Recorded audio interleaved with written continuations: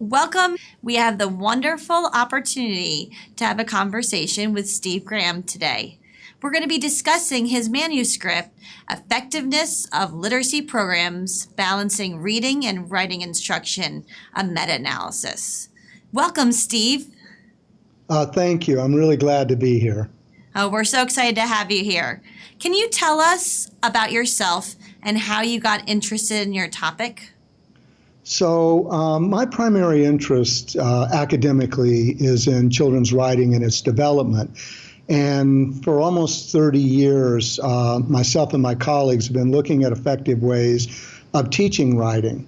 And in 2007, we published a report with Carnegie Corporation called Writing Next to kind of say to policymakers, we know how to teach writing. And it had a little bit of a bump.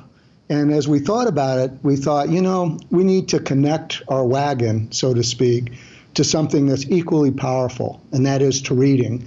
So we started taking a look at the effects of writing on reading, and then reading on writing, and this is the extension, kind of the endpoint extension of looking at the two together. How does reading and writing, when you provide kind of balanced instruction in terms of time, impact reading performance and writing performance? So the initial point actually was writing, but I think you could go either way on this. Reading is important to writing, and writing is important to reading. And that's a great segue. So tell us a little bit about your RRQ study. So what we did for the RRQ study is we conducted a meta-analysis to take a look at what happens when you provide instruction that's balanced. And by balanced in terms of reading and writing, what we're really talking about here, at least 60% of the instruction has to be either reading or writing. So it's a 60-40 kind of split, or 40-60, depending upon which side of the aisle that you're looking at. And we wanted to try to look at the best evidence available. So we limited ourselves to true experiments that provided that instruction and quasi-experiments that provided that instruction. So in the true experiments, students or classrooms were randomly assigned. In the quasi-experiments, they weren't, but there was always at least one outcome measure for reading or an outcome measure for writing. In the best scenario, there were both. We were able to locate, surprisingly, out of the million of studies in reading and writing, we were only able to locate 47 studies that took a look at this. Part of that is because we had pretty stringent criteria for entering into it. And so, with the 47 studies, what I can say is they were mostly quasi-experiments. About 20% were true experiments, but the quasi-experiments were pretty solid. So we feel fairly confident in our findings that reading and writing instruction together, when balanced, improves both reading and improves both writing. That sounds like a really important finding. So now that you've done that study, what would you tell teachers? Well, I'm going to start with something that's going to I'm going to start that again. I'm going to start with something that sounds kind of surprising, given that our primary findings are combined reading and writing instruction makes a difference for both. So obviously, we need to be looking at ways of bringing these two together. However, I would also make the case that we need to be providing separate instruction for both reading and writing as well.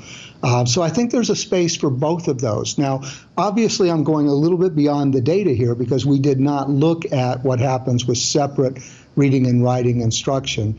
But the reason I'm doing that is our effect sizes for reading and writing with the combined programs was a healthy third of a standard deviation jump in either reading or writing performance. And when we look at specific reading instruction or specific writing instruction, we get that or even better in some instances. So I don't want us to forget that we need to be providing combined reading and writing instruction, but we also want to keep in mind that separate writing and separate reading instruction can also make a difference. So it's a little bit counterintuitive to what you might have thought I would have said. Oh, it sounds interesting. So what does that look like in a typical language arts classroom instruction day? Well, so I think one of the things that we'd like to see more of is you have reading and writing programs that interconnect in terms of, and as a practical example of this, let's think of something like teaching phonics and spelling. So there's a place where we can interconnect our instruction very specifically so that one supports the other.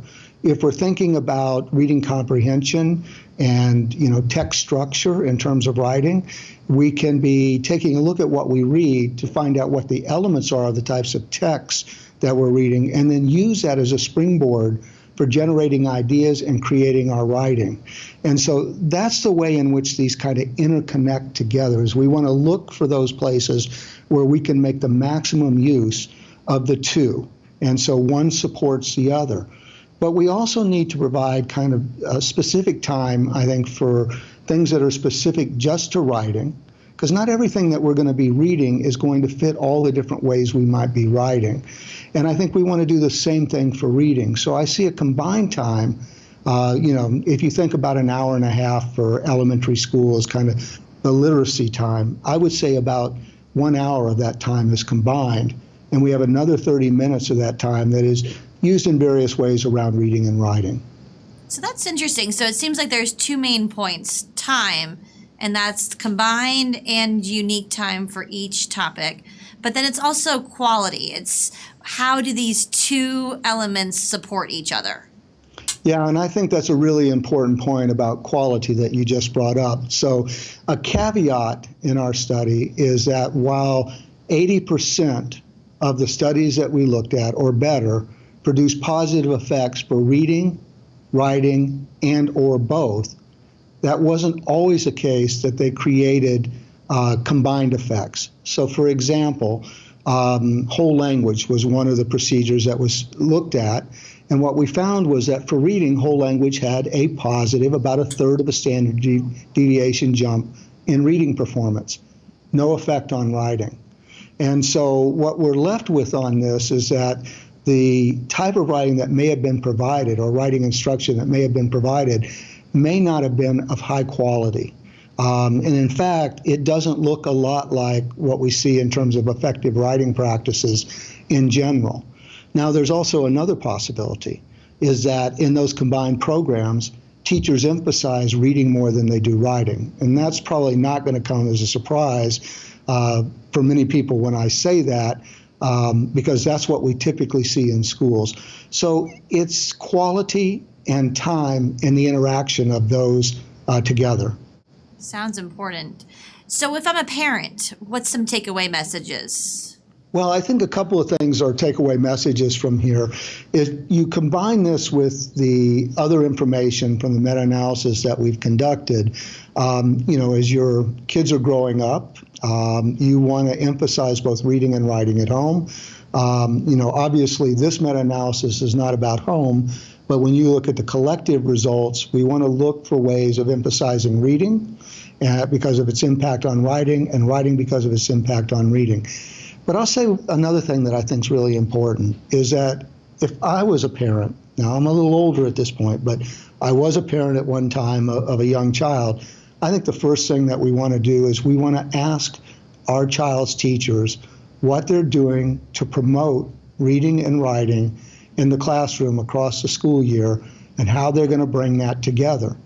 And if the teacher is kind of stunned about that question and can't quite get an answer, then it will help them think about this a little bit more, and it will put this more on the radar for both teachers. And I would also say we could ask the same thing with principals as well. So we need to be out there advocating.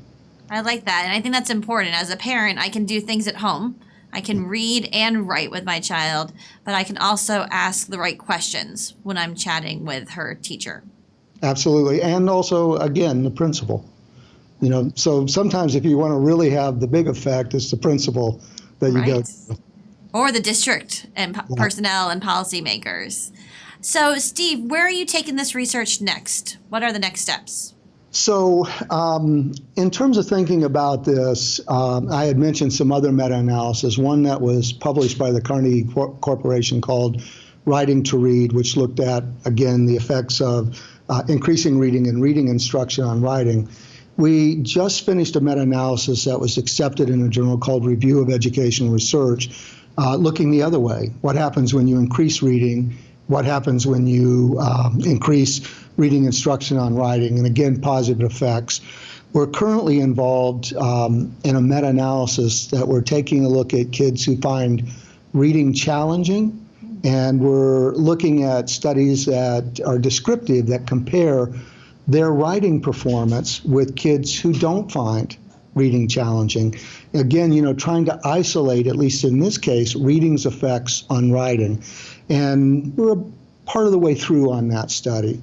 We're also doing some studies that are empirical, taking a look at reading and writing connections in terms of model building, and actually starting tomorrow, I'll start writing up a study taking a look at motivation in both reading and writing to look at its effects on literacy performance. And in many ways, I've become increasingly interested in motivation, and so some of my work is going to center around those connections. We've been mostly focusing in on, actual performance, how well you read, how well you write, but not looking at